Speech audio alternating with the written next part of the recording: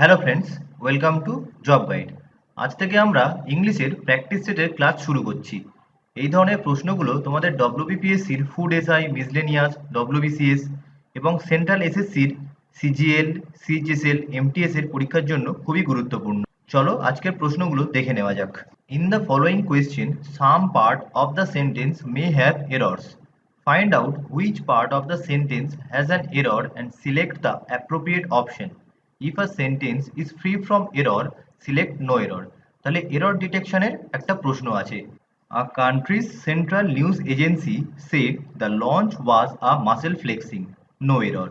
তাহলে A, B, C, D এই ভাগগুলোর মধ্যে কোন ভাগে ভুল আছে বের করতে হবে। তাহলে প্রথমে আমরা এটা দেখে নিই। দেখে নাও, প্রথমে রয়েছে অ্যান কান্ট্রিজ, কিন্তু কান্ট্রির প্রথমে সি রয়েছে, তাহলে এখানে এ হওয়ার কথা ছিল আর্টিকেল, তাহলে এখানে এই ভুলটা রয়েছে, তাহলে অপশন এ হবে। পরের প্রশ্ন, a total of 300 economically backward students would being awarded the Narendra Modi scholarship, no error. তাহলে এখানে কোথায় ভুল আছে বের করতে হবে। 300 জন অর্থনৈতিকভাবে পিছিয়ে পড়া ছাত্রদেরকে নরেন্দ্র মোদী স্কলারশিপে ভূষিত করা হয়েছে। তাহলে প্রথমে আমরা এটা দেখে নিই, এ টোটাল অফ 300 ইকোনমিক্যালি ব্যাকওয়ার্ড, এটা ঠিক আছে। স্টুডেন্টস উড বিইং অ্যাওয়ার্ডেড, তাহলে এখানে দেখো অ্যাওয়ার্ডেড রয়েছে, তাহলে এটা পাস্ট ফর্ম, তাহলে এখানে উডের ব্যবহারটা ইনঅ্যাপ্রোপ্রিয়েট, এখানে হতো were being awarded the Narendra Modi scholarship, তাহলে এখানে ভুল রয়েছে অপশন বিতে। পরের প্রশ্ন, in the following question, out of the given four alternatives, select the one which is suitable of the given word. চারটি অপশনের মধ্যে কোনটি সবথেকে বেশি সুইটেবল সেটা ব্যবহার করতে হবে। I asked her if I dash borrow her necklace for a day. আমি তাকে জিজ্ঞাসা করলাম যে আমি তার গলার হারটি একদিনের জন্য ধার নিতে পারি কিনা।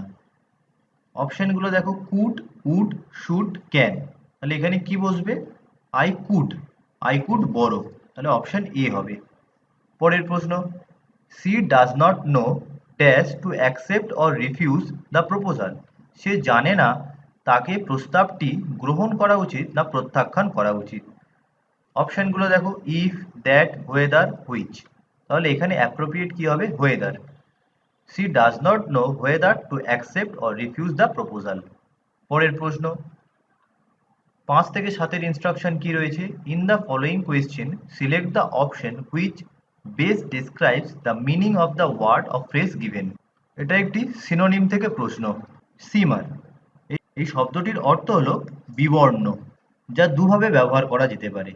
কোনো জিনিসের উপর নোংরা পড়লে, রং পড়লে বা ধুলোবালি পড়লে বিবর্ণ হয়, অথবা মিথ্যা দোষারোপে কোনো ব্যক্তির রেপুটেশনকে বিবর্ণ করা যায়। তাহলে অপশনগুলো দেখো, discolour, honour, Lord, upgrade. Discolour মানে বিবর্ণ বা রংবিহীন, অনার মানে সম্মান, লর্ড মানে প্রশংসা, আপগ্রেড মানে পদোন্নতি বলা যায়। তাহলে সিমার এই শব্দটির সিনোনিম হতে পারে ডিসকালার। পরের প্রশ্ন, কনসেশন মানে কি, সম্মতি। অপশনগুলো দেখো, ডেনিয়াল মানে অস্বীকার, প্রোটেস্ট মানে প্রতিবাদ, রেট্রোগেট মানে পশ্চাৎ ভ্রমণ, অ্যালাওয়েন্স মানে সম্মতি। তাহলে কনসেশনের সিমিলার মিনিং হবে allowance.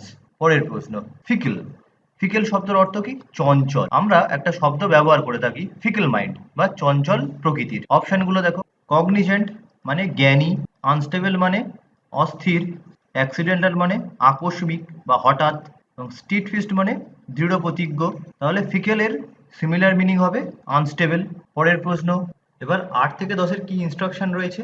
In the following question out of the 4 given alternatives select the alternative which best express the opposite meaning of the idiom or phrase. মানে এখানে অ্যান্টোনিমের প্রশ্ন কি রয়েছে, গার্জ এই শব্দটার অর্থ কি, ক্ষোভ।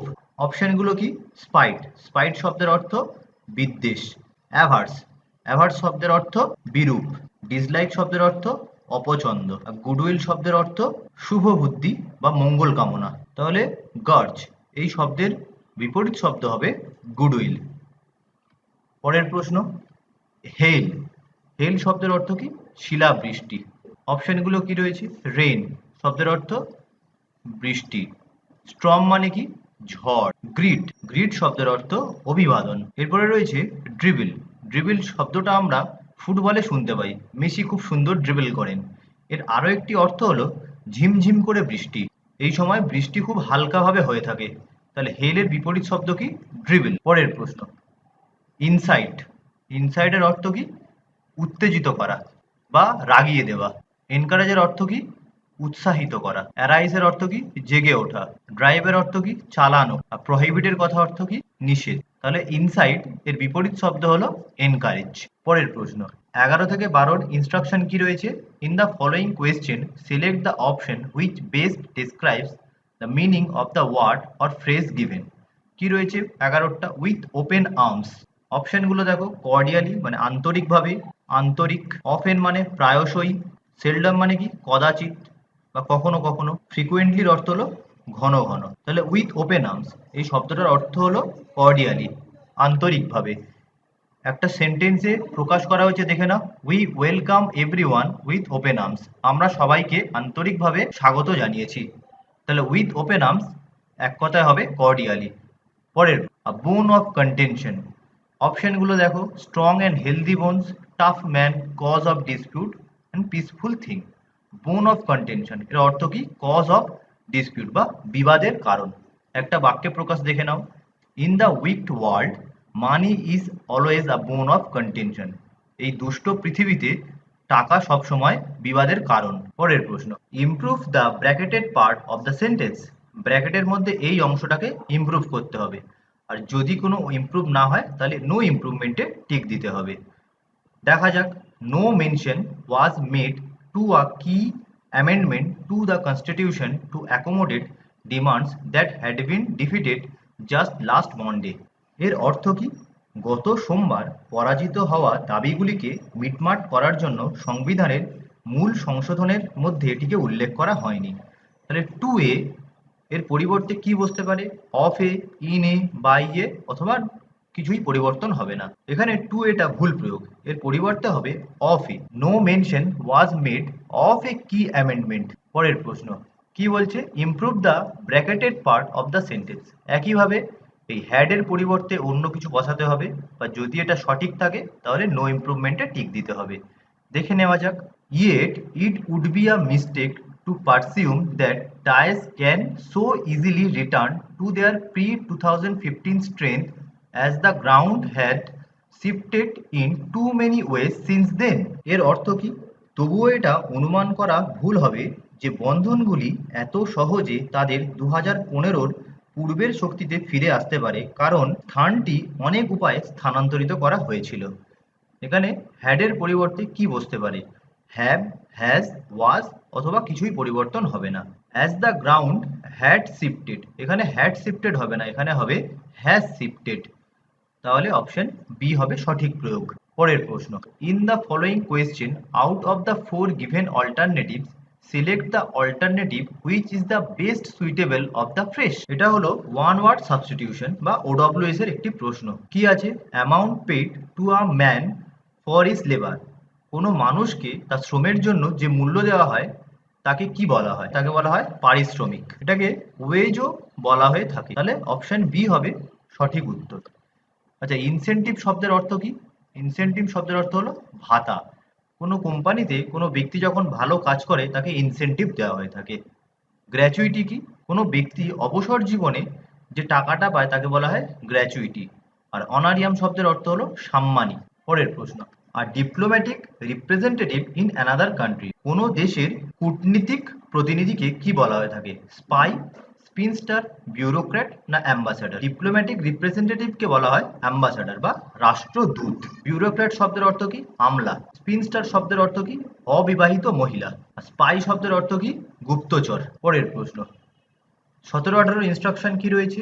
In the following question a word has been written in 4 different ways out of which only one is correctly spelled. মানে চারটের মধ্যে একটি বানান সঠিক রয়েছে, সেটাকে খুঁজে বের করতে হবে। সেক্রেটারি শব্দটাকে বিভিন্নভাবে লেখা রয়েছে, এর মধ্যে কোনটা সঠিক? সেক্রেটারি শব্দের সঠিক বানান কি? ACCRETARY। তাহলে এটা কোথায় রয়েছে? দেখো অপশন ডি তে। তাহলে অপশন ডি হবে সঠিক উত্তর। আচ্ছা, সেক্রেটারি শব্দের অর্থ কি? সচিব। পরের প্রশ্ন, select the correctly spelled word. এখানেও একই প্রশ্ন, সঠিক শব্দটিকে খুঁজে বের করতে হবে। এখানে দেওয়া রয়েছে হেনিয়াস, যার অর্থ হলো জঘন্য। এর বানান কি? HEINOUS। দেখে নাও কোথায় রয়েছে। তাহলে অপশন সি তে দেখো সঠিক বানান রয়েছে HEINOUS। পরের প্রশ্ন, rearrange the part of sentence in correct order. একটি বাক্যকে সাজিয়ে লিখতে বলেছে। কি কি রয়েছে? Friendship an asset in life is indeed. তাহলে এটাকে যদি আমরা সাজিয়ে লিখি কি লিখতে পারি? Friendship is indeed an asset in life. তাহলে ইজ ইনডিডটা আর, অ্যান অ্যাসেটটা পি এবং ইন লাইফটা কিউ। তাহলে আর পি কিউ। তাহলে অপশন বি হবে সঠিক। পরের প্রশ্ন, rearrange the parts of sentence in correct order. কি কি রয়েছে? If you don't want freedom either you can't have to take responsibility. তাহলে এটাকে যদি আমরা সাজিয়ে লিখি কি লিখতে পারি? If you don't want to take responsibility you can't have freedom either. তাহলে এটা একে আসবে, এটা দুয়ে আসবে, এটা তিনে আসবে। তাহলে আর কিউ পি, আর কিউ পি, অপশন বি হবে সঠিক।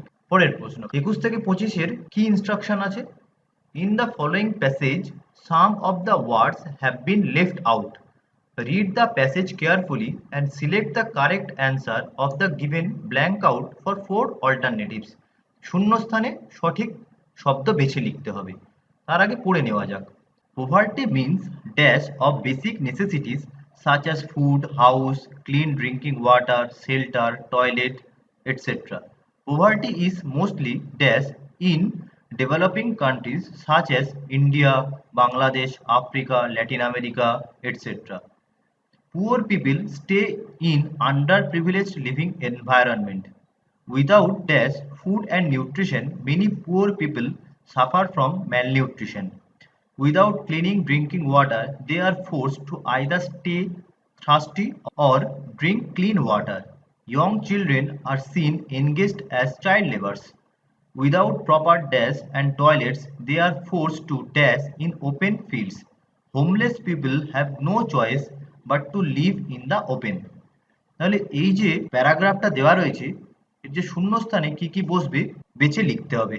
দেখে নাও, প্রথমটা রয়েছে poverty means dash of basic necessities. দারিদ্রতা হলো সাধারণ প্রয়োজনীয় জিনিসের থেকে বঞ্চনা। তাহলে এখানে কি বসবে?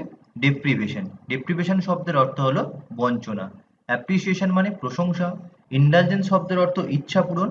আর প্রেজেন্টেশন মানে কোনো জিনিস প্রেজেন্ট করা বা তুলে ধরা।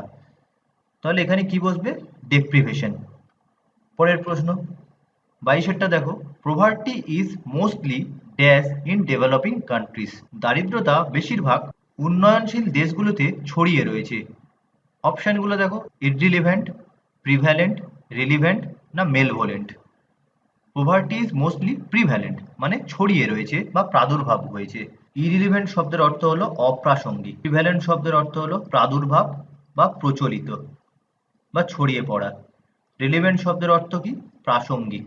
মেলভোলেন্ট শব্দের অর্থ হলো দূষিত। পরের প্রশ্ন, without dash food and nutrition. Unfit, insufficient, adequate না ইউজলেস।